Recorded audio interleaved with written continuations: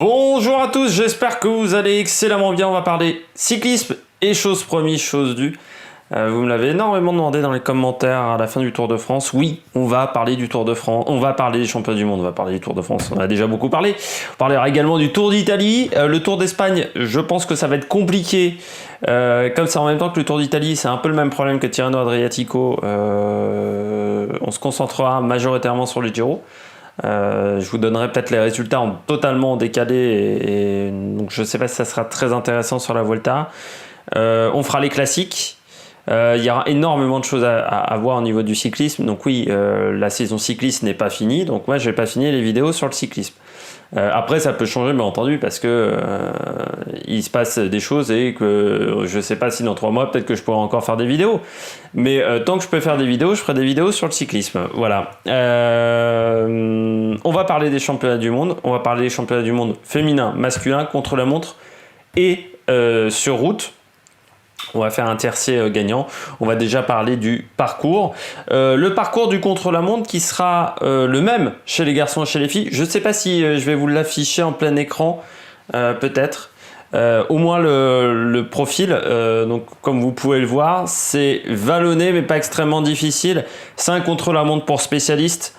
Ça, c'est clair et net. On arrivera à l'Autodromo d'Imola, qui est donc à côté de Saint-Marin. Il faut savoir qu'Imola, en fait, le circuit n'est pas dans Saint-Marin. Il est en région des Rimini. C'est l'Autodromo Enzo et Dino Ferrari. Enzo pour le patron de Ferrari, l'homme qui a inventé Ferrari, et puis Dino c'était son fils pardon, qui était mort extrêmement jeune. C'est pour ça que c'est l'Autodromo Enzo et Dino Ferrari. 31 km, que ce soit pour les garçons et les filles, donc ça sera vraiment le même parcours. Si je vous montre sur une carte, si j'arrive à me retrouver dans tout ce que j'ai pris, voilà, c'est une sorte d'aller-retour.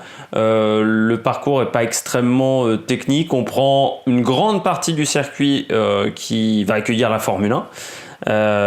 Et puis ensuite voilà, on fait une petite balade dans les communes aux alentours. Le parcours est quand même beaucoup plus plat que le parcours des championnats du monde, donc c'est vraiment un parcours de spécialiste. Pour le parcours donc des championnats du monde, je vous montre, ça c'est le profil des garçons. Donc ça sera 258 km, donc on a eu des championnats un petit peu plus longs, 5000 mètres de dénivelé positif. Il y a eu également plus dur sur des championnats du monde. 2 passages extrêmement durs. Du côté des filles, voilà, ça sera que 143 km. Les garçons, ça sera 258. Ça reste un parcours assez exigeant d'un côté comme de l'autre.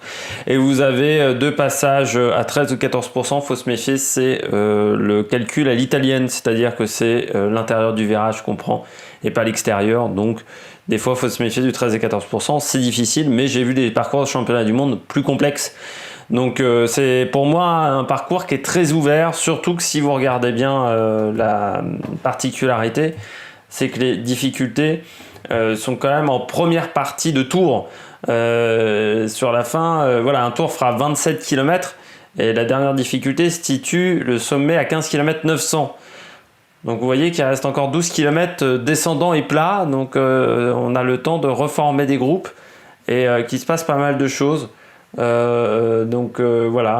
un parcours qui est très ouvert, je trouve. On devrait avoir une course très animée.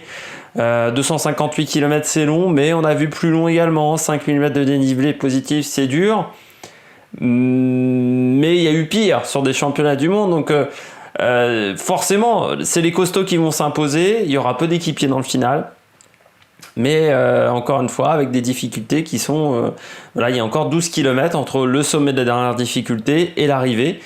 Ça peut permettre beaucoup de choses. Donc c'est un parcours qui convient à beaucoup de types de coureurs.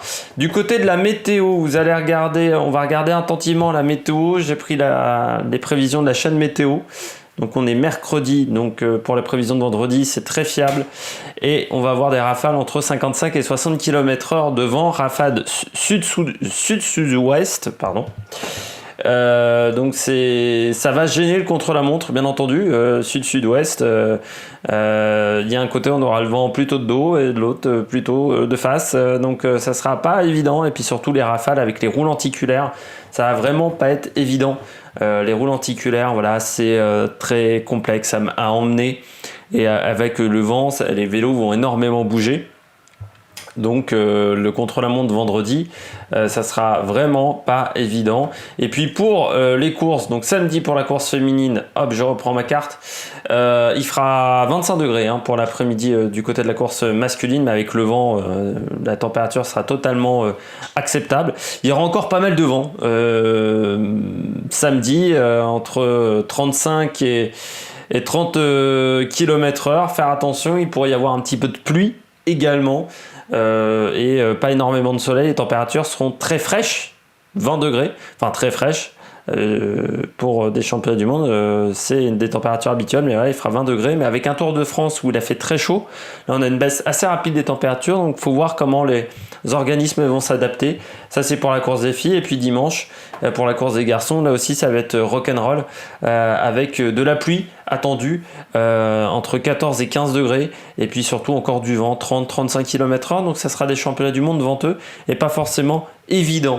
On va parler des favoris. Alors les start lists sont encore provisoires. Tout le monde n'a pas encore dévoilé ses participants, où il y a encore des doutes. Il y a des short lists et on n'a pas encore totalement tout dévoilé. Donc c'est un petit peu compliqué pour vous donner les favoris. Du côté des filles, je suis pas un spécialiste du cyclisme féminin, mais je le suis quand même depuis quelques temps, donc je peux vous dire qu'il faudra faire attention, bien entendu, aux néerlandaises qui sont toujours fortes dans cette discipline. Donc normalement ça devrait être Anna van der Breggen et Hélène Van Dijk.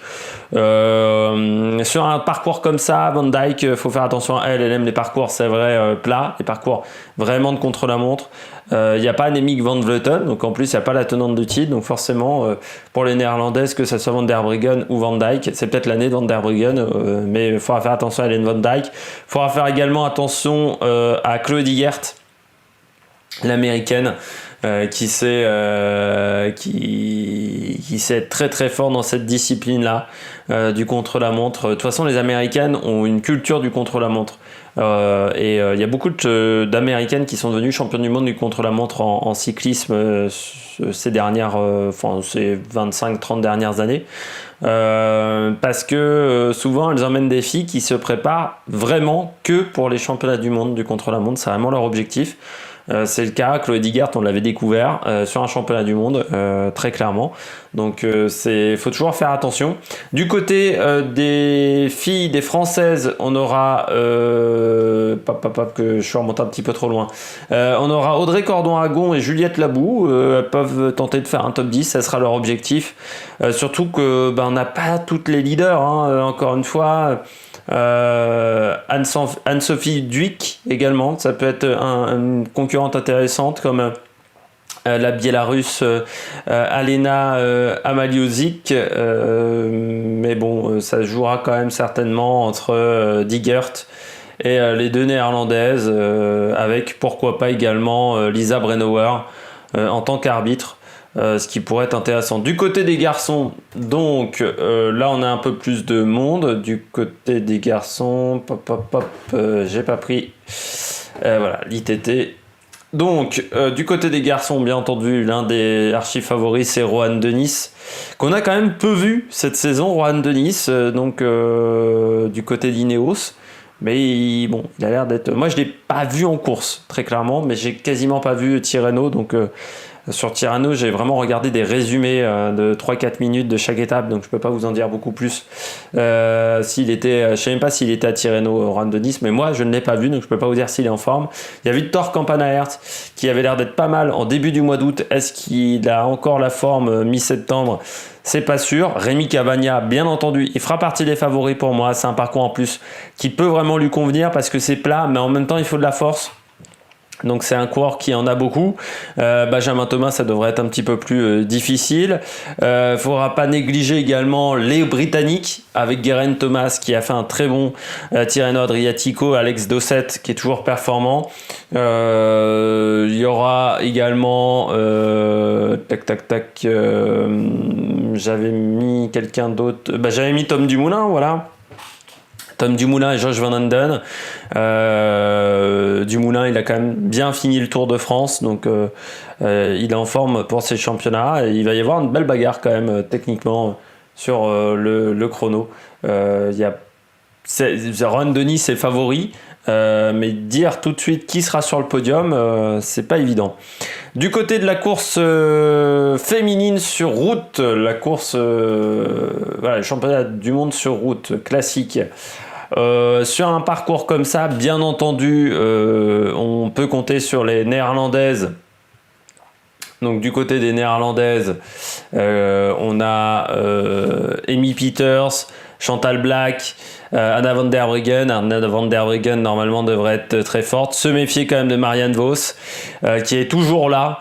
Marianne Vos et qui est toujours très performante. Il ne faudra pas négliger également du côté des Italiennes, Elisa Longo Borghini, si elle participe, c'est encore, il y a beaucoup de concurrentes chez les Italiennes, donc Elisa Longo Borghini, oui, après c'est pas forcément la plus intelligente. Il y a aussi Elena Cecchini qui nous avait fait une très bonne course du côté Cecchini, c'était les Strade Bianche, voilà, où ça avait été vraiment bien. Pas oublier non plus Zia Brenauer, Lisa Klein, Dick Derrickson, qui nous avait un petit peu déçu sur la Bretagne classique, où elle s'était fait lâcher assez vite.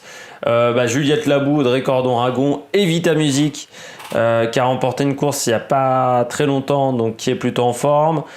Caroline Canuel, je crains que ça soit un petit peu trop difficile pour elle.